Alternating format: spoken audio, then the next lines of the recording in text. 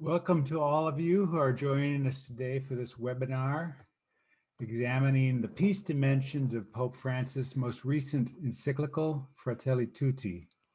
I'm the event's moderator, Dr. Gerald Schlabach, recently retired from the Theology department at the University of St. Thomas in Minnesota, where I also chaired the Justice and Peace Studies department for a few years. The conviction behind this event is that Fratelli Tutti has much to offer to the theory and praxis of peace, but that this aspect of the encyclical has received relatively little attention since it was released last October. Today's discussion aims to draw out some of these important contributions and help us consider how Francis is deepening our understanding of peace building. This event is being co-sponsored by the Catholic Peacebuilding Network, the University of Notre Dame's Kroc Institute for International Peace Studies, Franciscan's International and Catholic Relief Services. One quick note about technology. We have people joining us from all over the world with differing internet quality, and that includes me. Since I retired, I'm in the Upper Peninsula of Michigan, about a half mile from Lake Superior. And as we were testing things out this morning, my quality was not quite the best. Maybe it was an act of solidarity with the Global South on the part of Kroc that they invited me to do this. So we do have a couple backup plans. I might have to go just audio to cut out the video if it's bothersome. And the plan C is that one of our panelists will take over the moderating. So I want to begin by introducing our presenters in the order that they will be presenting, and so that then I don't need to interrupt much with further introductions. First with us today is Father Michael Perry, OFM, which in Catholic world means abbreviations for Franciscan. In 2015, Father Perry was elected as the 120th successor of St. Francis, taking on the role of Minister General of the Order of Friars Minor. He's an experienced peace builder, having worked for the Justice, Peace, and Integrity of Creation Commission of the Union of Superiors General during his decade as a missionary in the Democratic Republic of Congo. Good morning, Father Perry. Good morning. Also with us is Imam Rashied Omar. Imam Omar is an assistant teaching professor at the Kroc Institute for International Peace Studies at Notre Dame, as well as Imam of the Claremont Main Road Mosque in Cape Town, South Africa. His research and teaching focus on the roots of religious violence and the potential of religion for constructive social engagement and interreligious peace building. We look forward to your contributions, Imam Omar. Next, we're joined by Anna Floerke Scheid, Associate Professor of Theology at Duquesne University. She's a social ethicist who focuses on issues surrounding human rights, conflict, and post-conflict reconciliation, as well as Christian perspectives on war and peace, just war theory and just peacemaking theory, including ways that restorative justice has been enacted in the Truth and Reconciliation Commissions around the world. Welcome, Dr. Scheid. And finally, we welcome Cecilia Suarez, head of office in Mexico for Catholic Relief Services. Ms. Suarez is a Central American migration expert. With a focus on social cohesion and peace building, she has experience coordinating projects with a number of organizations that serve some of the most vulnerable populations in Mexico. Thank you for joining us, Cecilia. Each of our presenters will share some opening remarks on the encyclical, and we will then have an open time for questions and discussions. We've already received some questions, but feel free to post your questions using the Q&A function in the webinar interface. So with that, I'll ask Father Perry to start us off. Thank you. Well, good afternoon, good morning to everyone. Good afternoon from Rome. It's really an honor and pleasure to join with you. I come in bearing two titles today. I am what's called a minister and servant of 12,600 Franciscans in 116 countries, working in various activities. And also I come today representing one of the co-sponsors, Franciscans International, which is a non-governmental organization established in 1989, enjoying ECOSOC general status, consultative status at the United Nations, and making particular contributions on human rights in Human Rights Council in Geneva and to the member states on peace and security in New York. And I think the second thing in my capacity is that umbrella group represents about 400,000 Franciscans worldwide. So what's unique is it's a demonstration already of the possibility of universal fraternity. We can bring that many people together to work and collaborate together. I think there are a couple of things that I want to draw attention to in light of the document, and I'm not an expert in many of these elements I'm going to raise, but I'd like to just say that there's some link between something that goes deep into the Franciscan tradition that had an impact on shaping Pope Francis's thinking and his actually making several decisions on the types of encyclicals he was going to publish. One of the dimensions I'd like to call attention to, one of the seeds of peace, is the dimension of universal fraternity. Universal fraternity is seen as a vocation, as a pathway to peace, making serious demands upon those who embrace this pathway, and demanding a radical reordering of priorities, lifestyle, placing the human person at the center, which is a very standard Catholic element in Catholic social teaching. The second element that I found most interesting that I think is part of the Franciscan reflection present in this document is the inclusion of all people, especially the poor and the excluded, the victims of violence, in all social processes destined to promote ongoing social harmony, to promote integral development, political engagement, this idea of the preferential option of the poor as a way of activating or enabling people to be recognized for their dignity and allowing them to then bring their contribution from their own personal experience to the discussion how society should be shaped. A third dimension I think is present that reflects, for my mind, a Franciscan, something in the element of St. Francis, is the central role of dialogue as a permanent instrument for connecting people, allowing us to leave our gated, protected tribes and to venture out towards an encounter with others.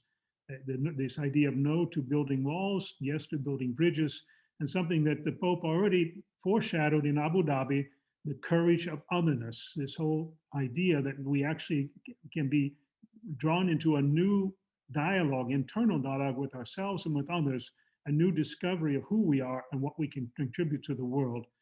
And it's also a powerful tool for resolving conflicts and divisions, helping ensure ongoing social integration and harmony.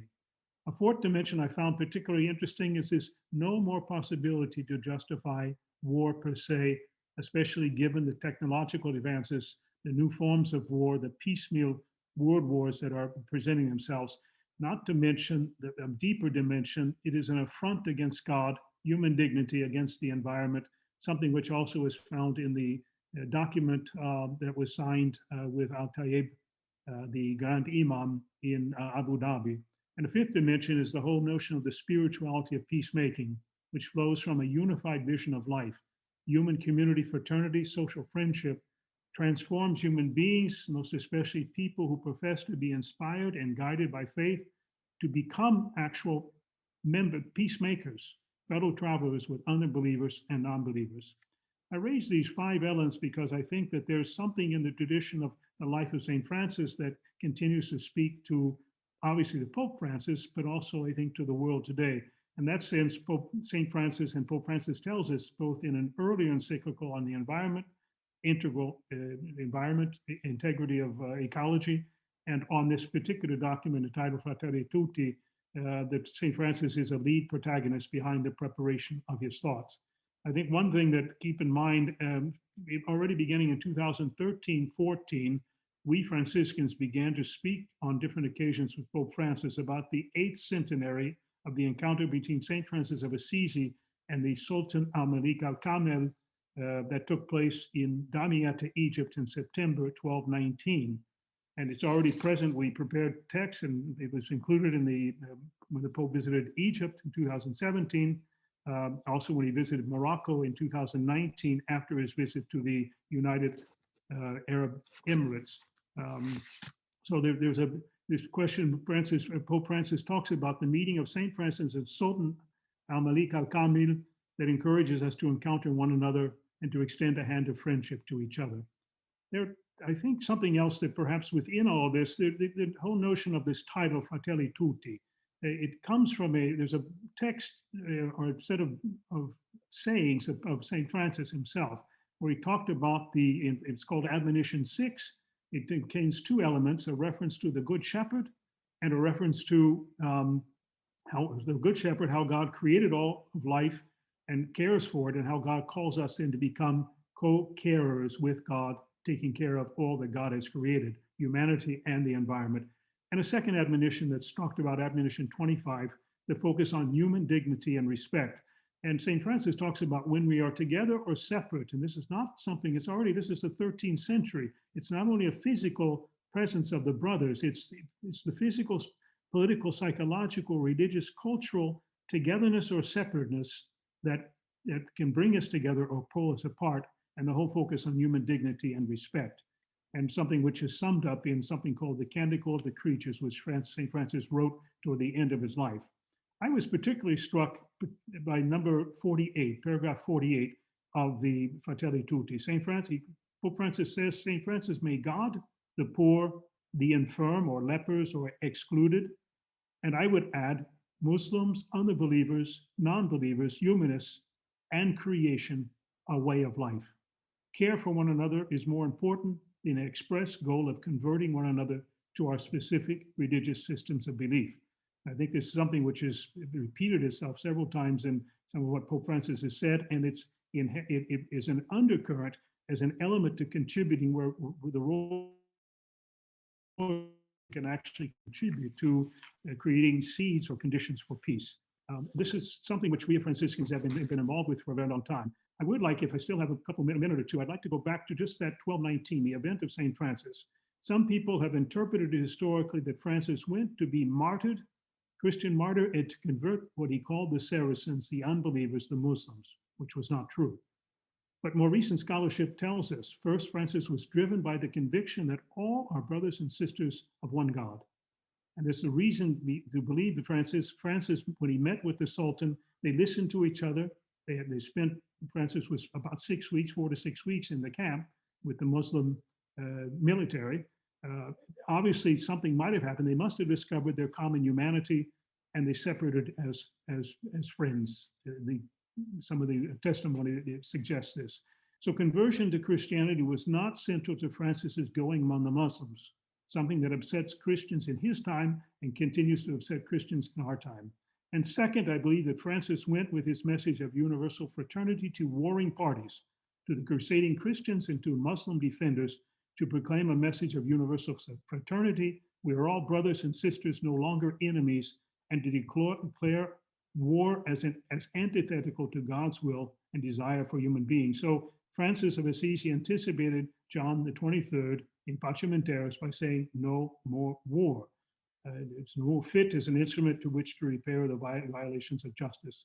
I think Pope Francis, I'm not going to go into this, someone else will deal with perhaps the question of the just war theory and the complications assigned to that. I do think that the other important element, the spirituality of peacemaking, that we're called, we have a vocation to become peacemakers. And I found that most intriguing in the document. I thought the document was actually kind of an instrument for showing us different steps along the way for how we can actually accept our vocation as human beings and as believers to engage in this process of becoming instruments of peace, reconciliation for the world today.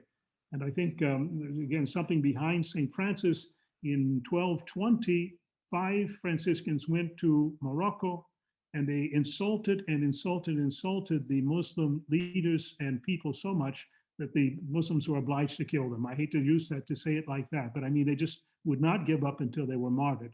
And St. Francis, rather than celebrating the heroic deeds, St. Francis sat down and wrote to his brothers and said, do not ever go among people with such disrespect again. We are all brothers and sisters. We must show this. Ask you to wrap. Okay.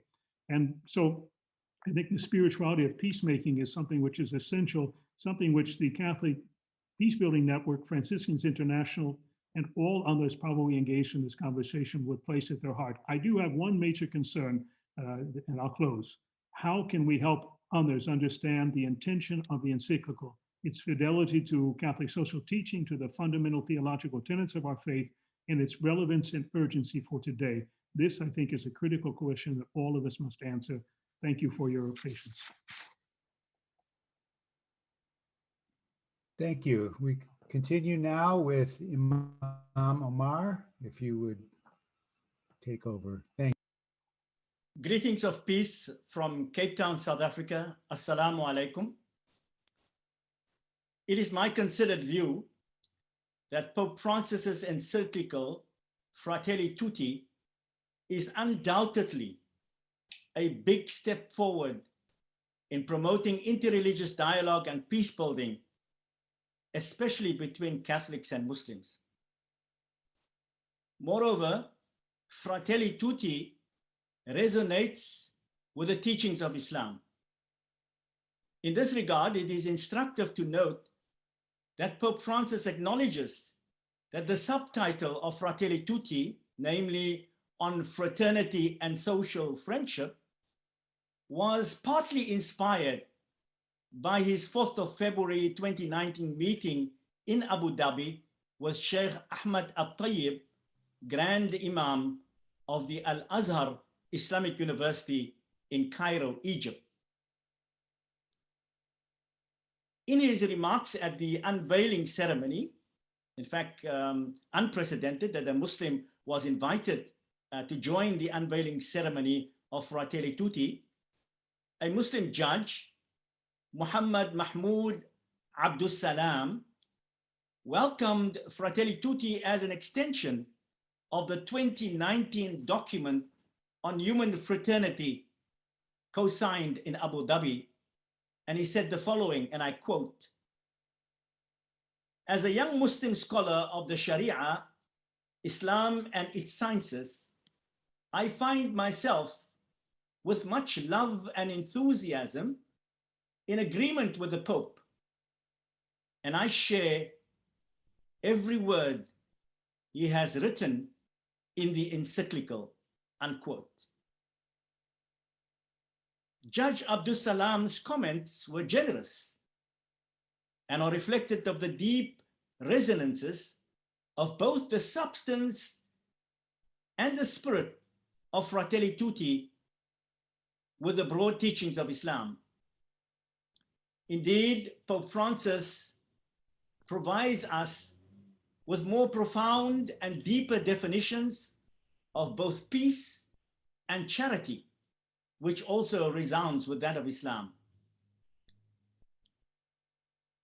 While there is much in Fratelli Tutti which resonates with the traditional teachings of Islam, there are also some aspects of the encyclical which challenges mainstream and dominant understandings and interpretations of Islam. And I would like to identify only two such contested ideas. The first contestation is that Fratelli Tutti comes close to rejecting the traditional parameters of just war theory as morally indefensible, given the destructive and indiscriminate nature of modern day weapons of mass destruction. Now, as we will hear in the next, as the next speaker will take it up, Fratelli Tutti's skeptical stance on contemporary war ethics is already creating a robust debate among just war theorists within the Catholic Church. Within Muslim circles, Fratelli Tutti's challenge to craft a new fiqh al-jihad that takes into account the destructive and indiscriminate nature of contemporary weapons of war is even more controversial. There are only a handful of Muslim scholars who have proposed an Islamic theology of la unf, or non-violence, such as Maulana Wahiduddin Khan of India, Sheikh Jawdat Saeed of Syria, and Chaiwatsata Anand from Thailand. Not surprisingly, these Muslim peace scholars and their innovative viewpoints have not been engaged seriously by mainstream Islamic scholarship. Now, this is the case because of the hegemony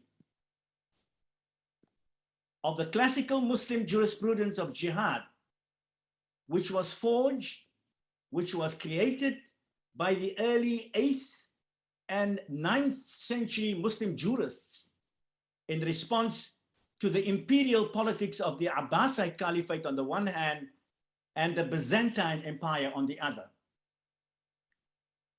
Now, in light of Fratelli Tutti's challenge to conventional just war theory and classical Islamic jurisprudence of jihad, it might be useful to convene a robust and a sustained interreligious dialogue, because this is such a controversial topic. We cannot have one webinar or one conference. It maybe take a couple of years, a sustained interreligious dialogue on the ethics of war and peace, taking into account the devastating effects of contemporary weapons of warfare.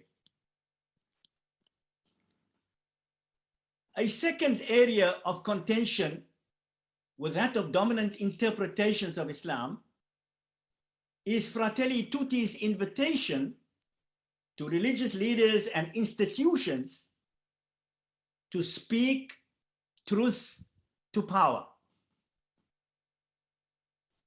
In many countries across the world, the idea of religious leaders and institutions challenging the excesses of state power is anathema and frowned upon. This is even the case in Western Europe, countries such as France, or even in the United States of America. In the Middle East, it is an even bigger problem. Here, religious leaders and institutions have been rendered largely as state apparatchiks, whose primary role is to buttress and to provide religious legitimacy to state power. There is wide-scale agreement among scholars and policy experts that one of the major factors impeding sustainable peace in the Middle East is the despotic and autocratic systems of government that most, if not all, of the countries in the region are burdened with. It is not difficult then to imagine how Pope Francis's Muslim interlocutors and their state-sponsored interreligious bodies will respond to interreligious solidarity action campaigns standing up for human rights violations by Middle East governments. It is my considered view that the best strategy religious peace builders could adopt in advancing sustainable and just peace in the Middle East is to render their struggles for religious freedom and the rights of minorities as an intersectional struggle for social justice that links religious freedom to the quest for comprehensive human rights and dignity for all. In conclusion, notwithstanding the two issues of contention I have raised above, the differences and other differences between Islam and Fratelli Tutti, the encyclical resonates deeply with the broader teachings of Islam. It is my considered view that through Fratelli Tutti, Pope Francis has inaugurated a constructive platform for credible Muslim leaders to enter into a renewed dialogue with Catholics on the critical questions of the roots of violence and the building of a just peace in our contemporary world.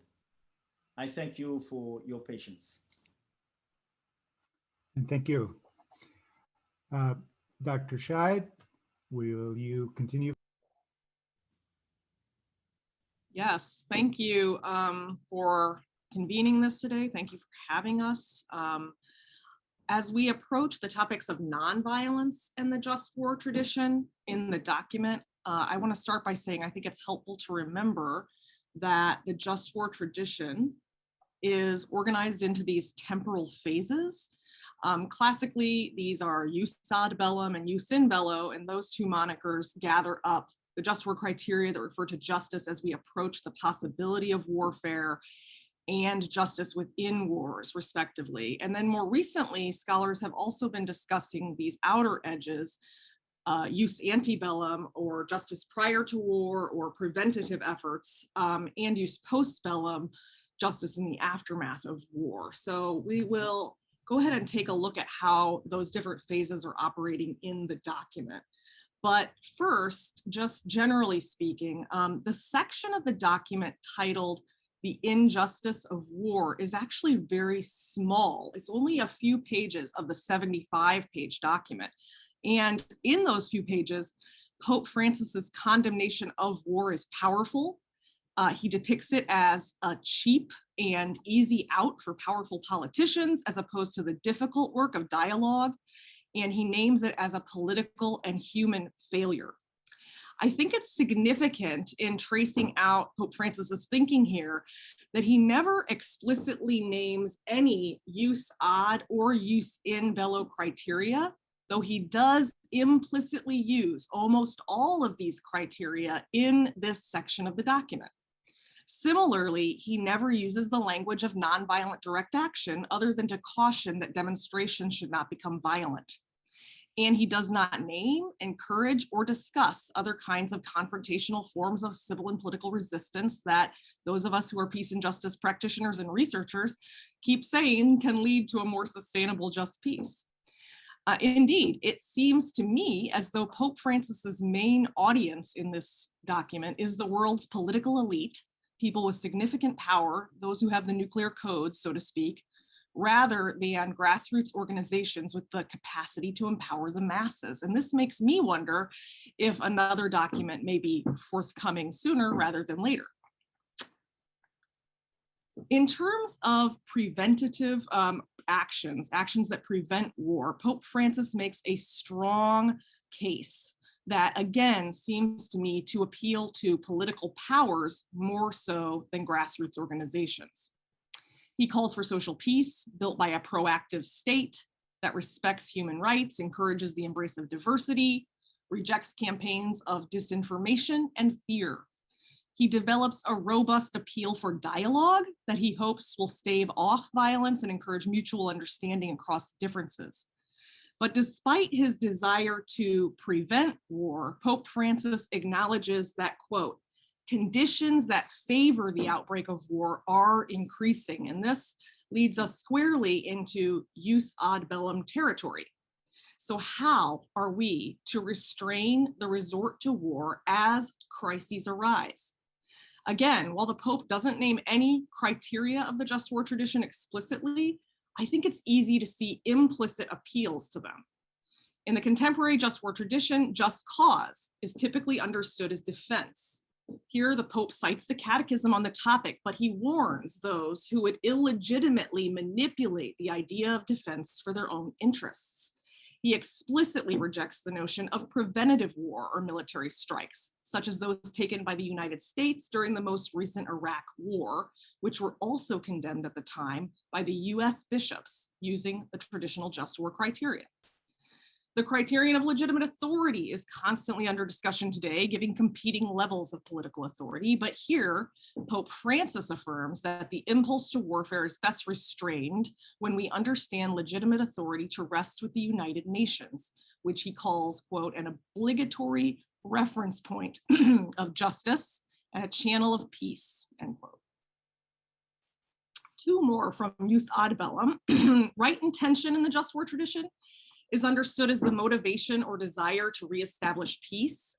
But just as St. Augustine did in the 4th century, Pope Francis names numerous intentions that often illegitimately lead to war and violence. So he says things like, war can easily be chosen by invoking all sorts of allegedly humanitarian, defensive, or precautionary excuses, and even resorting to the manipulation of information. Again, it seems to me here that the Pope is deeply concerned about those who would abuse the just war tradition. Finally, the Pope uses repeated implicit appeals to macro proportionality, which is the idea that wars must be restrained if the evil that will result from war will be worse than any good that can come from it. He says, quote, "We can no longer think of war as a solution because its risks will probably always be greater than its supposed benefits." Moving now to use in bello, or those criteria that are meant to restrain us in the midst of violent conflict. Again, always implicitly.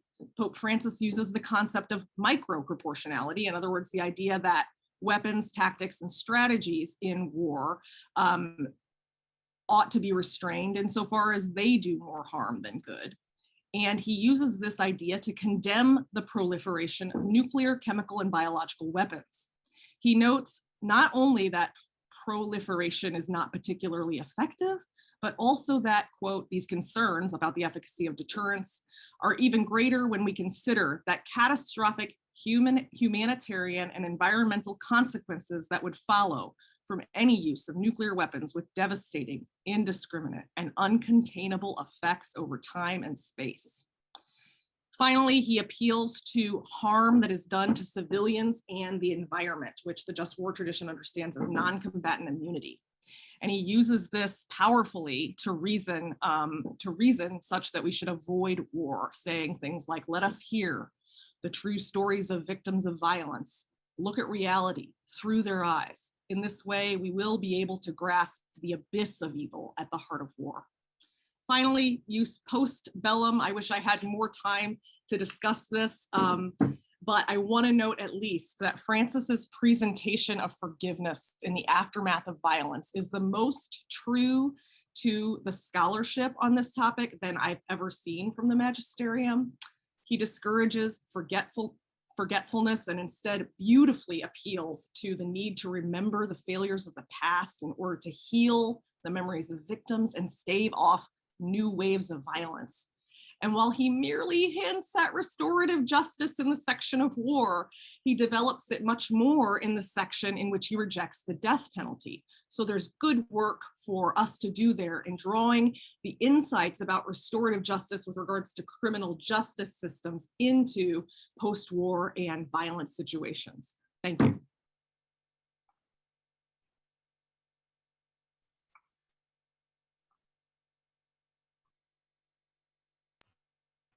Could you continue, please, Cecilia? Thank you. Dr. Scheid. Good morning. Thank you for this opportunity to share a view on how Fratelli Tutti illuminates some of our peace-building efforts in Latin America.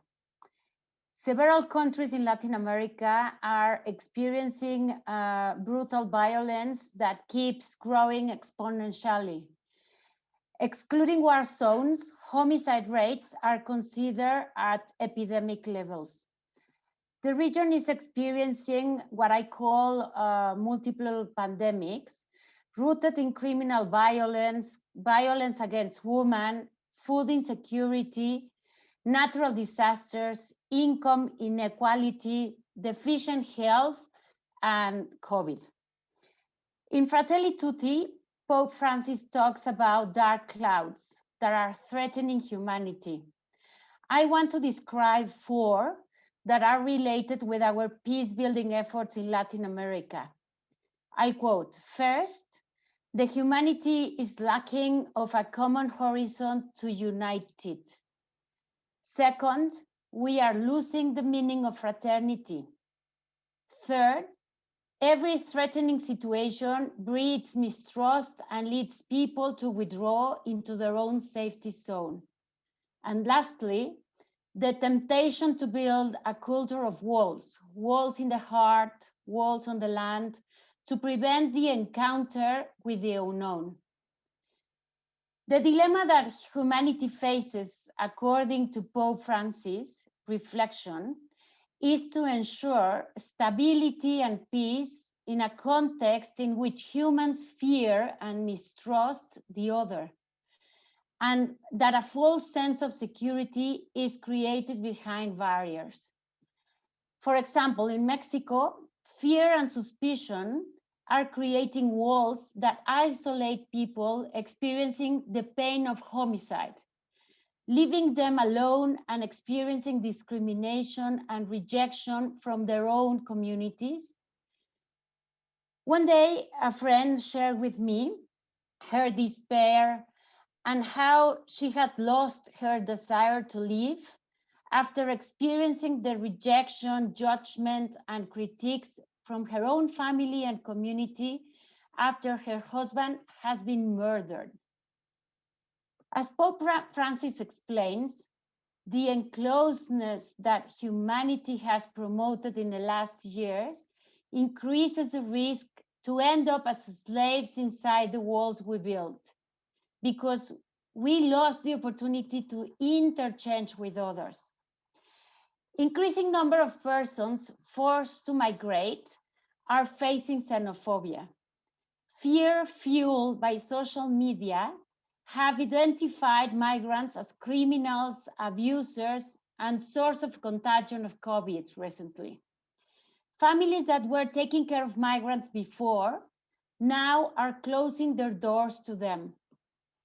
The pandemic has increased our indifference, says Pope Francis, and justified our withdrawal from people that need our support to survive. How many women are suffering in this enclosedness, violence from a family member, and kids facing constant abuse that nobody's taking care of because repetitive messages have convinced us that we will be safer and happier protected behind our own walls. However, faith-based organizations are encouraging pastoral agents and volunteers to be the strangers on the road, inspired by Jesus' parable of the Good Samaritan, as Pope Francis teaches in Fratelli Tutti. These people have decided to stop, leave their fears, and dedicate their time and love to accompany hundreds of victims of criminal violence that have hit our countries for so long.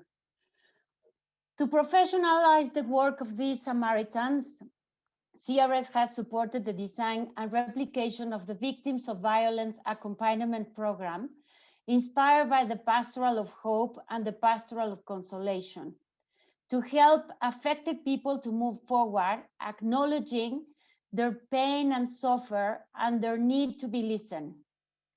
The program has worked as the yeast that helps the bread rise, healing trauma and building resilience in individuals and communities, restoring a sense of community of care that has been able to break the cycle of violence. We have designed a toolkit with psychosocial, pastoral, and spiritual tools that have contributed to rebuild the social tissue and heal trauma, returning to the victims of violence their voice, their dignity, and confidence to become the social transformers that are leading this effort. These Samaritans have helped CRS to understand the value of promoting social cohesion and justice as the first pillar for development. Bishop Ramon Castro invited Catholics to act in 2005 with a very powerful message that has guided my commitment for many years. Whoever that has been destroyed by humans must be rebuilt with the help of humans. Those who have been destroyed have lost their capacity to recover alone. So our Latin American Samaritans have walked with the wounded to change their horror into hope. being fueled with the experience of fraternity and social friendship, as Pope Francis is teaching now in Fratelli Tutti. I have been very fortunate to walk together with these amazing Samaritans that have helped me understand the Pope's invitation in Fratelli Tutti, to share from what we learn from the local flavor, to nourish a universal horizon that prioritizes the relevance of the other. We need to pay attention to the screams of the earth, our countries, our communities, and our people, as an invitation to empower some of the hundreds of local initiatives with this universal vision of one humanity that is awakening towards the path of hope and encounter, as something that is deeply rooted in every human heart, as Pope Francis have told us. I hope that, inspired by Fratelli Tutti, we are able to rebuild the social tissue wherever we are. Thank you very much. Thank you, Cecilia. Okay, we have about 20 minutes left, 19 minutes left till the top of the hour. We've gotten a number of different questions. And I just want to kind of report the kind of questions we've received. I don't know that we can do justice to any single question here, but perhaps there's a thread to draw out. General question we had already about resonances between Franciscan and Islamic teachings. Questions, and Father Perry posed a version of this one, kind of what to do next, in a sense, how to apply this, how to communicate the meaning. There were, not surprisingly, questions both by panelists and by people writing in about the debates over the just war tradition, where that's going, and a number of questions about specific places in the world. And I don't know that our panel has expertise on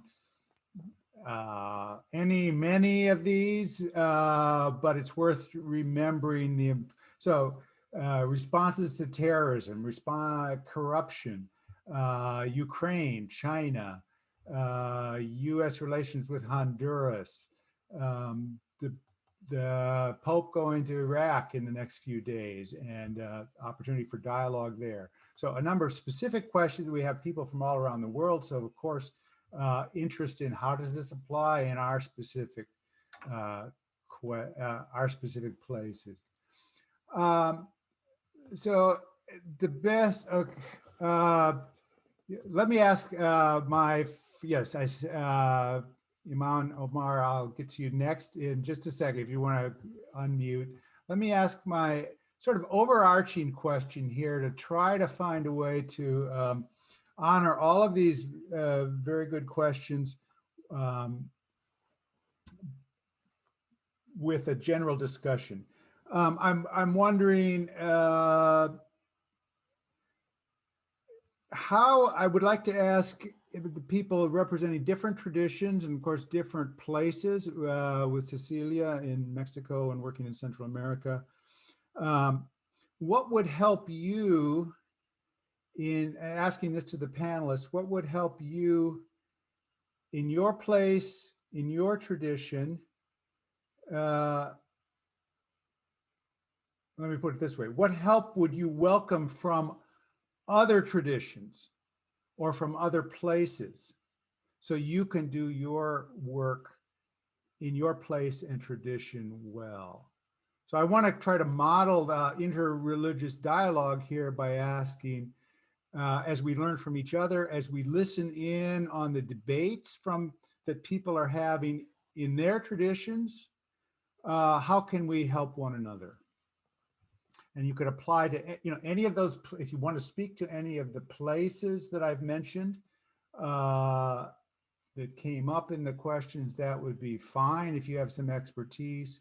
But let's start there, and I'll go ask Imam Omar I hope I've asked a question that relates to what you were going to comment on. Okay, yeah, I'll try and give it a stab. I think the most important thing for me is in interreligious dialogue is to have interlocutors who are self-reflective. So for me, for example, it would make much more sense for a Muslim to condemn the atrocities of other Muslims. It makes it so much more easier. So self-reflexivity. I will give an example with regard to the question that's been asked. You know, it's not widely known that Pope Francis, you know, there are many, you know, kind of objectives of Pope Francis's visit to Iraq. And he's going to be there, I believe tomorrow. And he's meeting with one of the top Shiite religious leaders in Najaf, in a sacred city in Iraq, Ayatollah Sistani. And that's very significant because in that sense, much of Pope Francis's dialogue in the last couple of years has been with the Sunni Muslims, the UAE, Egypt, Saudi Arabia, and Bahrain. And you know, there is this war with Iran, with the Shiites. So by meeting, Pope Francis is not meeting with the Ayatollah in Iran, who is a bit more controversial, but he's meeting with Ayatollah Sistani in Iraq. And that is making a statement to Muslims that I'm not part of your sectarian Sunni Shiite war. And I don't think many Christians or Catholics will be able to see that. And I think that's wonderful. I fear, of course, you know, for his safety and well-being in Iraq. And I pray that things will go well, both in terms of military as well as his personal health. But thank you. Thank you. Any other panelists want to either follow up on that or speak to my overarching question? Again, that question is, what help would you welcome? So if you're Catholic, what would you welcome from Islamic thinkers and activists? As you do your work, have your debates in your place and tradition, or vice versa. Imam Omar, what help, you said a little bit about that already, but what help would you welcome from Catholics?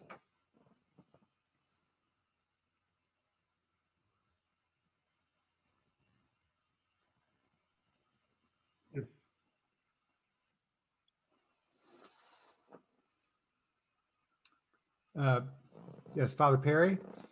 I'm not going to try to venture into the larger question of helping or being helped. I think that perhaps very complex. A couple situations, though, in our own Franciscan world and beyond that, our relationship, particularly with Muslims, historically in Morocco, where we have been since 1220, and in the Holy Land, the broader context of Holy Land.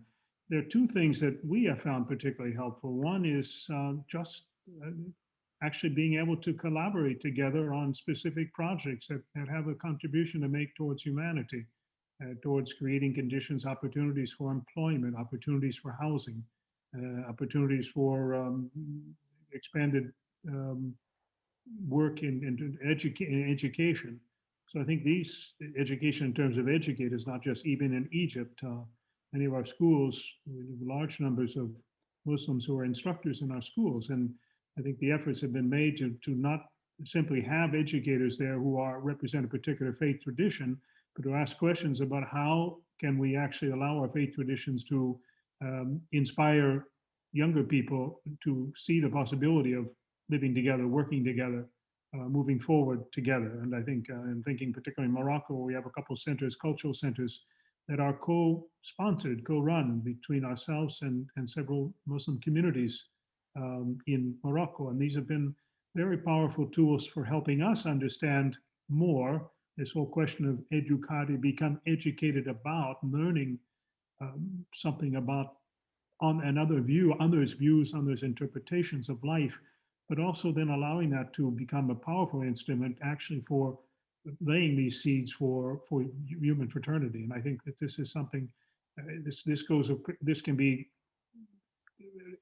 exemplified in a whole variety of other instances within the Franciscan world, work of Franciscan International, but I think even beyond, in our various religious traditions, I think there are just so many examples of these. And I'm not talking about unreflected. I think what Rashied said is very important, that these be reflective activities, not just activities that somehow we're doing something together, but we're actually stepping back and asking questions about what is my obligation and what does my responsibility become to speak within my own tradition. And I think that's to educate and to promote. And I think that, thank you for that comment, that idea, Professor Rashied.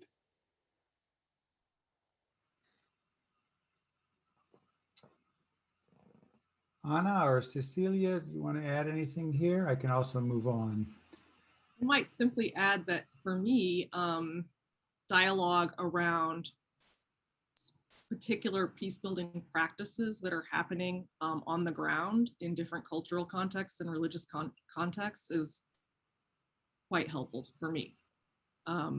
So I like hearing about the palaver in West Africa. I like hearing about Ubuntu efforts in South Africa. I like hearing about Sul and Musalaha efforts in Israel-Palestine. And being able to connect those different restorative justice efforts, I find very helpful.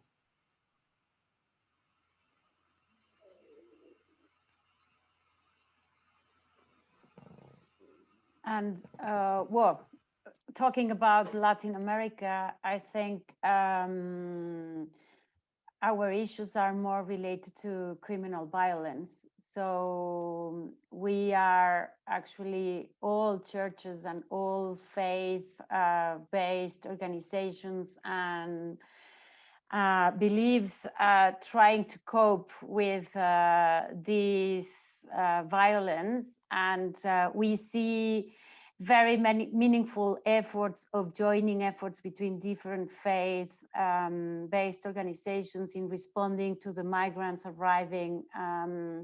So nobody asks questions about what religious the migrants are professing to be able to receive services. It's an open door in every community that offers help. And I think it's a very good sign of how in critical circumstances we can all work together.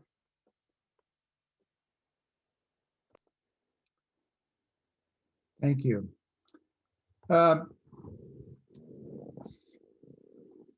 Again, more questions than we can begin to answer here. One that caught my eye that's come in the last few minutes may help us get home in on the question of, okay, how do we apply this practically?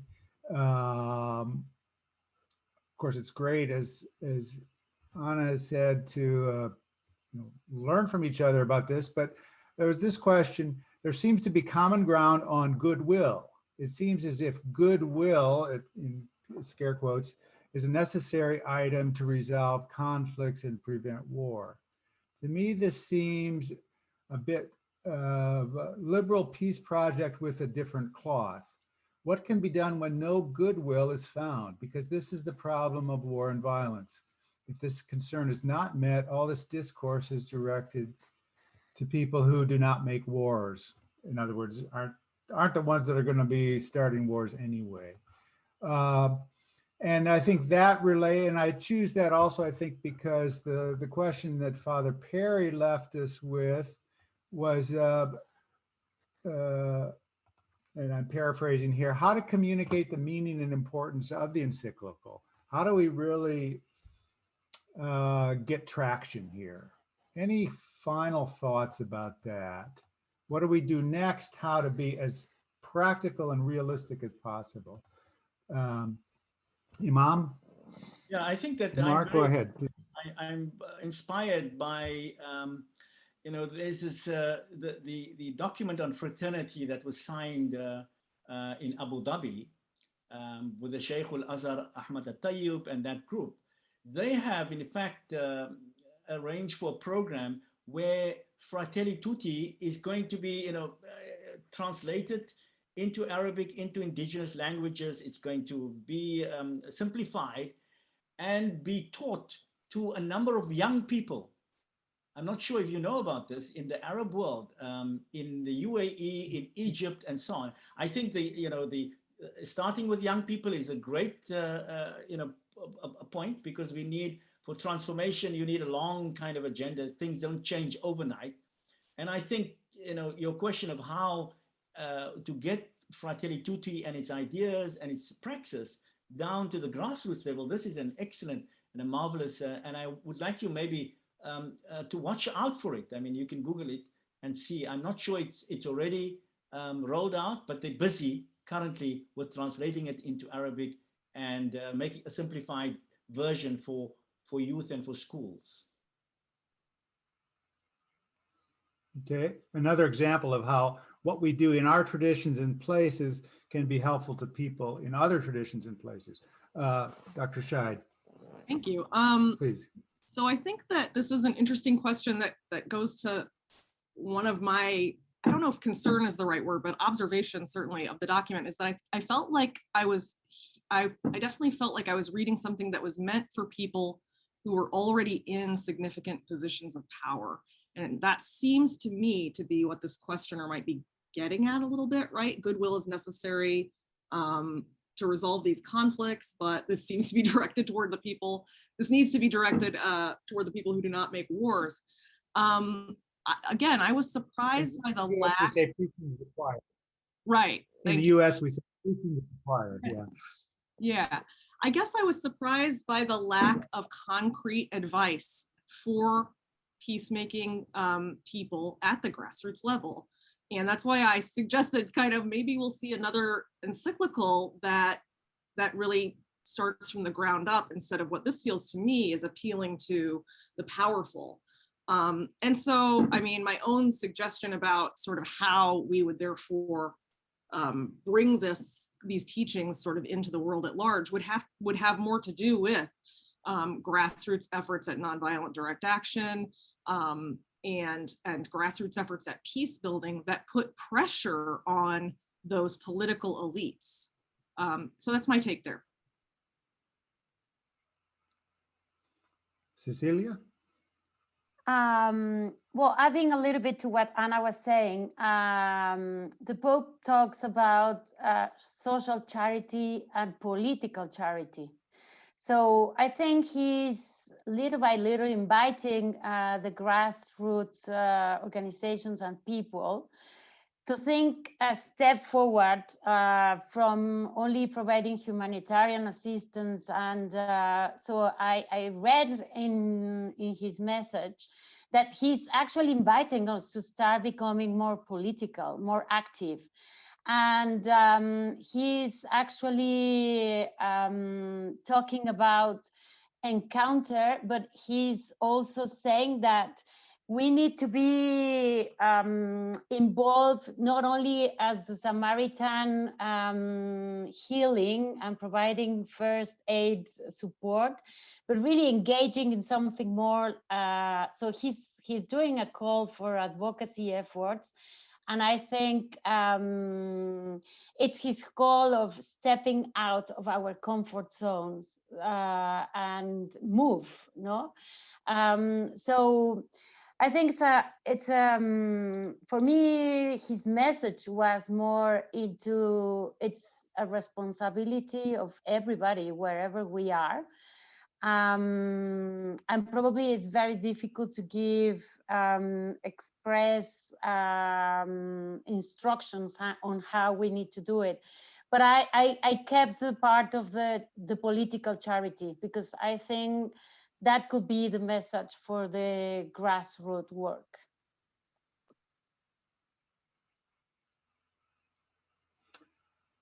Again, we're at a minute towards the top of the hour. We need to wrap up.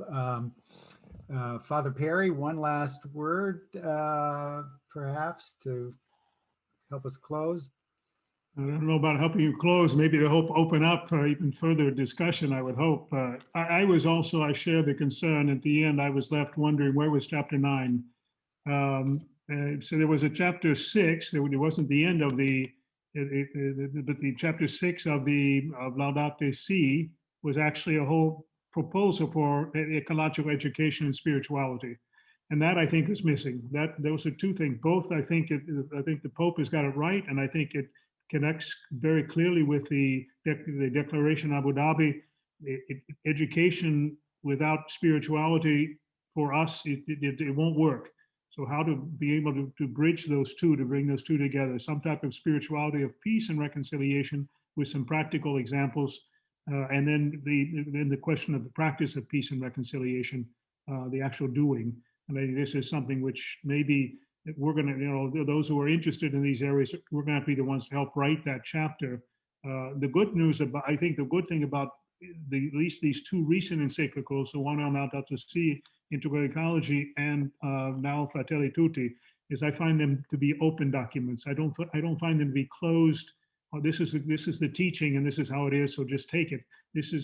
I find Pope Francis a person opening us to explore and to really take seriously these major themes, and then to try to develop them. So I think it's a great even observation to hear that in parts of the Muslim world, there's a real interest to develop educational tools for this.